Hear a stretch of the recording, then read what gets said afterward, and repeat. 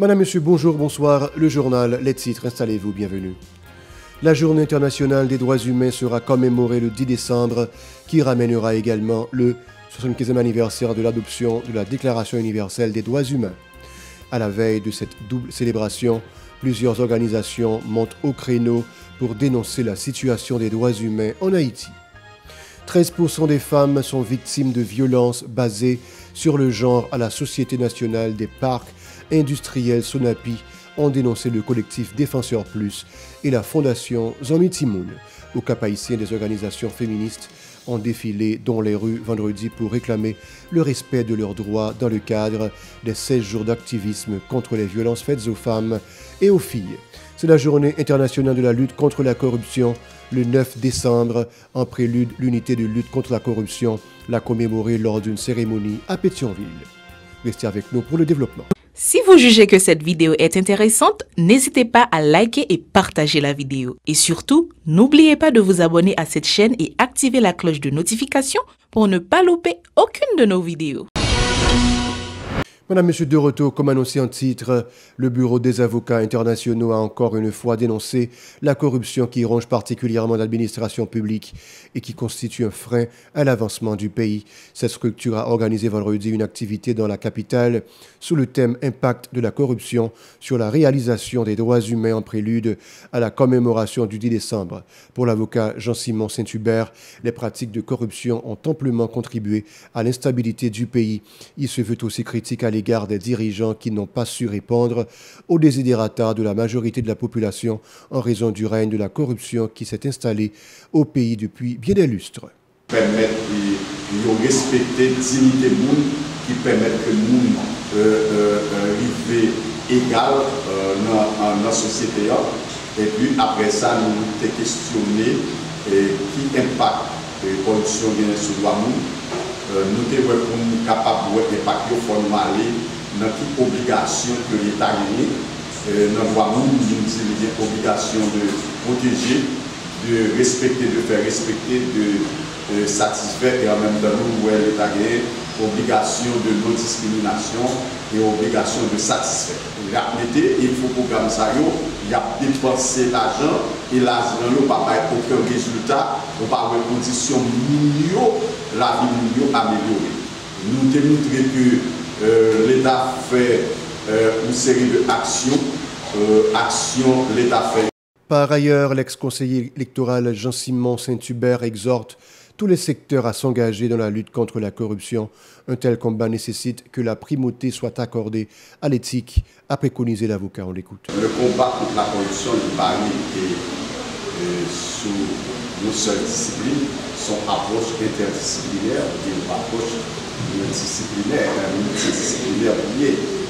Et dans la conclusion de l'affaire, on a dit nous n'avons pas pour permettre de combattre la corruption, c'est l'éthique citoyenne. L'éthique citoyenne, je le dis, c'est un monde qui mettait devant le juste, l'équité. Pour nous agir en justice, justement, et pour nous agir en équité. Et l'éthique citoyenne, c'est pas dans le ciel là, la tombée, il est fait pour le faire à partir de l'éducation à la citoyenneté démocratique, côté n'a exigé citoyens pour une moralité, c'est l'éducation à la citoyenneté. Et pour nous dire citoyens, on série de bagages dans la tête, qui pas ça. Gaspiller bien l'État, c'est permettre que nous pas de santé. Gaspiller bien l'État, c'est permettre si nous qui en a pour aller à l'école, pas de l'école pour aller. Donc c'est corruption que lié. Donc il faut bon éducation qui fait pour ça. Et l'État va prendre mesure pour le dire bagage ça va doit faire et pour chercher qui agent de l'État qui a l'immigration qui fait ça pour le sanctionner. Dans le cadre des 16 jours d'activisme contre la violence faite aux femmes et aux filles, le collectif Défenseurs Plus et la fondation Zanmi Timoun ont indiqué que des ouvrières de la Société nationale des parcs industriels Sonapi se sont vues privées de la plupart de leurs droits. Selon la responsable adjointe des programmes à la fondation Zanmi Timoun, Fédeline Estinfil, 13% des travailleuses sont victimes de violences basées sur le genre. On l'écoute au micro de Gérard Hirschrezi et Max Orissa. Fondation Samuel Timon avec Défenseur Plus a présenté nos cas femmes victimes de violences basées sur le genre en Sonapi. En fait, pratique violence basée sur le genre comme violation de droits humains, c'est une violation de droits humains qui est répandue et il continue même dans le milieu de travail femmes. D'après l'enquête nous fait dans le parc industriel métropolitain qui est dans Sonapi, nous arrivons à que c'est un espace idéal qui favorise les violences basées sur le genre, en plus de toute l'autre violence. Il y a subi comme monde de violence économique et discriminatoire qui a souvent rapport avec la côté. Toujours dans l'information nous joignent dans l'entretien nous fait à couvrier.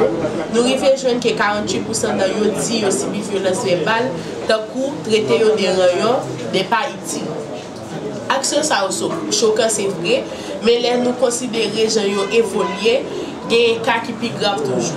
Avec les nous considérer origine violence qui sorti depuis la sécurité par ses principes visés, manager, joue dans plus haut niveau qui c'est souvent des étrangers. Dans ce sens, l'entretien a révélé que 38% ouvriers victimes de violence dans le milieu de l'acte. Mais ça paraît été là.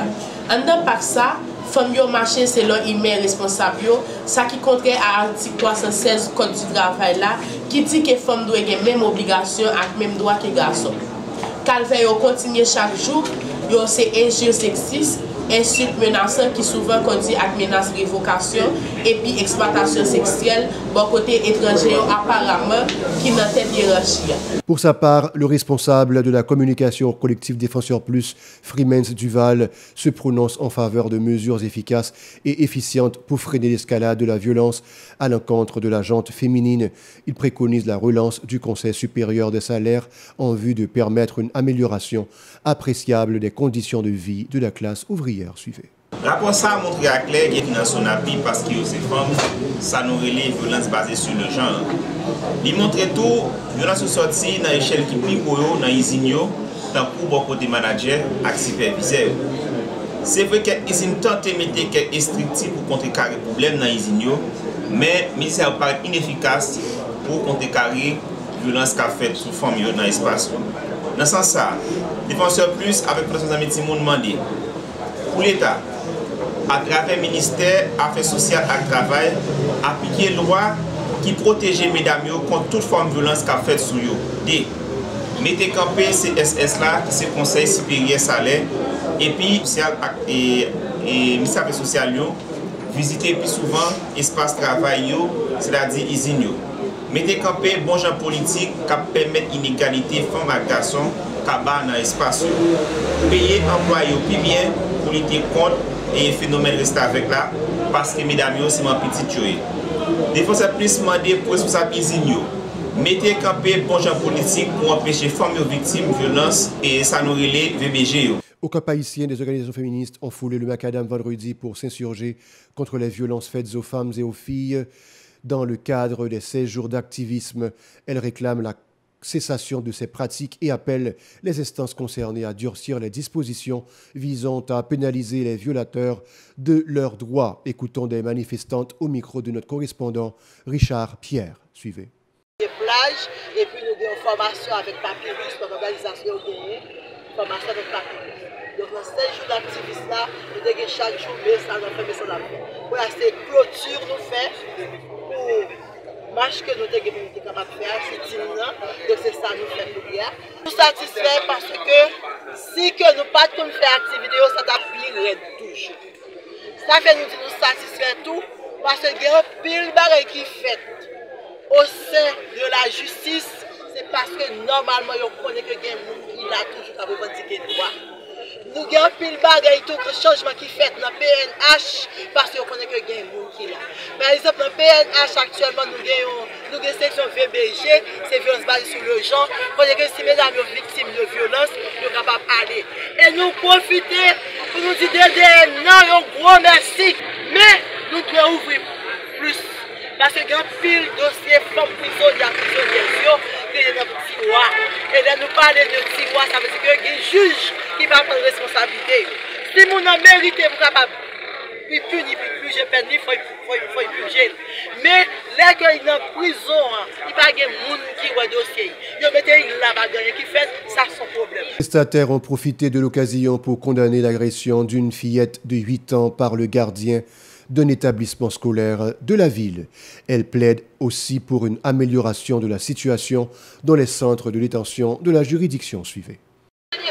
Nous disons que la justice établie parce que femmes actives pas la victime de violence dans l'école, dans le quartier, dans la famille, dans l'église, tout côté. Nous même organisation comme qui ça nous dit à part violence et puis c'est pas façon habiller qui veut dire que pour exposer pour mon maman et corps pour violer.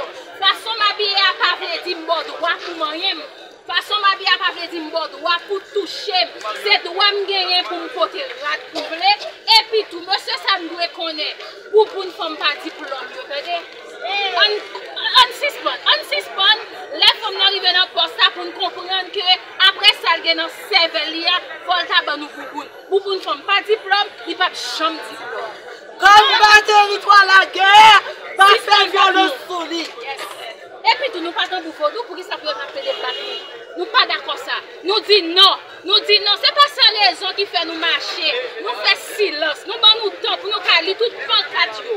Gardez bien. Nous parler avec nous une façon pour nous comprendre parce qu'en pile fois nous dit famille c'est bruit à faire, nous pas faire bruit. Nous voulons que droit nous respecter. L'unité de lutte contre la corruption a commémoré le 8 décembre la journée internationale de la lutte contre de telles pratiques lors d'une cérémonie à Pétionville. Cette journée a coïncidé avec le 20e anniversaire de la Convention de l'ONU contre la corruption. L'occasion pour le directeur général de l'ULCC, Hans-Jacques Ludwig Joseph, de présenter notamment au public un guide visant à lutter contre la corruption. Pour lui, la bataille contre les faits de corruption permettra particulièrement d'éviter la dilapidation et le gaspillage des fonds publics. Ces déclarations au micro de Chilov Semexan et Marc Soroni-Orissa.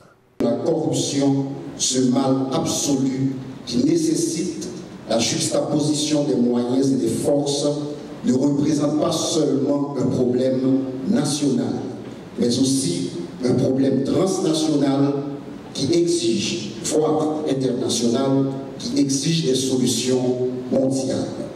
En plus de la publication aujourd'hui de la 3e édition de la revue Transparence, avec des contributions expertes, les cadres de l'ULCC ont produit un guide pour prévenir la corruption dans le secteur privé des affaires. Il s'agit d'un document essentiel qui permettra d'anticiper les risques liés à la corruption et qui peuvent porter atteinte à l'intégrité des entreprises. Dans ce même esprit, d'unir tous les acteurs évoluant dans ce champ, toutes les institutions de contrôle de l'État, ainsi que les organisations de la société civile, exposeront et discuteront au cours de la journée de leurs travaux liés à la lutte contre la corruption à cette 2e édition du Salon de l'intégrité et de la transparence. La représentante du secrétaire général de l'ONU en Haïti et chef du BINU, Maria Isabel Salvador, a alerté tous les acteurs de l'impact considérable de la corruption sur le bon fonctionnement du pays. Elle a renouvelé son appui à cette lutte et invité à l'engagement de tous les secteurs pour pouvoir éradiquer de telles pratiques en Haïti. Ses propos. En Haïti, nous sommes confrontés à des défis considérables dans notre lutte contre la corruption, un fléau qui entrave le développement et la prospérité, sans respect des frontières touchant toutes les strates de la société. Aujourd'hui, plus que jamais, notre engagement envers les principes de la Convention de Mérida doit être renouvelé et renforcé. La présence des autorités nationales parmi nous et son engagement résolu dans la lutte contre ce fléau constitue une source de réconfort et offre une fondation solide sur laquelle nous pouvons bâtir avec confiance. La corruption, comme nous le savons, n'est pas seulement un obstacle au développement durable. Elle est également une menace pour la paix et la sécurité. Comme l'a souligné le secrétaire général des Nations Unies, Antonio Guterres, la corruption prive les gens de leurs droits, repousse les investissements étrangers et saccage l'environnement. Déguster Haïti, tel est le thème d'un festival sur l'art culinaire du pays qui se déroulera le 16 décembre à Pétionville en vue de soutenir le centre hospitalier Bernard Meuse et les malades du cancer. L'un des initiateurs, Grégory Morissette, a promis de faire découvrir aux participants des recettes inédites sur la gastronomie haïtienne. Des cordons bleus sont invités à extérioriser leurs talents et leur savoir-faire, se félicite Grégory Morissette au micro d'Aubert de Charles et de Joseph-Philippe François. Déguster, c'est un festival culinaire qui a ambition de réunir dans un seul endroit, c'est-à-dire nouveau centre convention El Rancho le 16 décembre et de 11h30 jusqu'à 7h PM. Et on équipe chef avec restaurant et pour un petit peu mettre en avant la gastronomie haïtienne. Dit que chef Sayo il proposer public là et des bouchées, des bites et avec des saveurs locales. Décembre, il coïncide avec Noël, dans une semaine, il considère un moment de fête, surtout dans un moment ça, côté que la situation n'est pas facile pour un peu le monde. Donc c'est une occasion pour venir à Zamon, venir à la famille, collègues, etc., venir passer une belle journée autour de la gastronomie haïtienne. Par ailleurs, Grégory Morissette a annoncé que la musique sera aussi de la partie et les primes alléchantes seront offertes au public. Suivez. Pour la première édition, nous espérons en pile monde. Donc, nous ne pouvons pas mettre des chiffres sur lui, mais nous espérons en pile monde. Et grand, moyen, petit. Petit monde 0 à 6 ans, donc gratis. Et côté que, en 4 là, c'est seulement 2000 gouttes ou bien $15. Côté, on a bien possibilité pour gagner dans 4 ça, on a bien une boisson gratuite. On a bien possibilité pour participer dans le tirage. Et sous même code ça, on a bien un crédit d'achat de 500 gouttes côté on peut acheter dans tout stand. Et ça m'a oublié du tout, c'est que l'événement ça a supporté 2 causes sociales, FACI, Fondation de lutte contre le cancer infantile, et l'hôpital Bernard Meuse. La population, c'est que jeunes, moins jeunes, professionnels, entrepreneurs, tout le monde vient enjoy dans la journée ça, qu'a fait dans le nouveau centre convention El Rancho. C'est un bel événement. Et côté à grand pile monde, à bien animation musicale avec DJ K9, Kemisa, DJ Nos et à bien Bibi Net Alcool et Capanim et tout. Donc c'est un événement vraiment convivial, vraiment cool. Donc pour un samedi après-midi de 16 décembre. Le club a bénéficié, elle a acheté 4 jamzo là et on a gagné une boisson gratis, un crédit d'achat de 500 gouttes et puis possibilité pour participer dans le tirage pour gagner Suzuki Espresso 2023 et avec 3 billets d'avion et Sunrise aller-retour pour Port-au-Prince Miami. Voilà, c'est la fin du journal. Bon week-end à vous tous et à vous toutes sur la chaîne 54.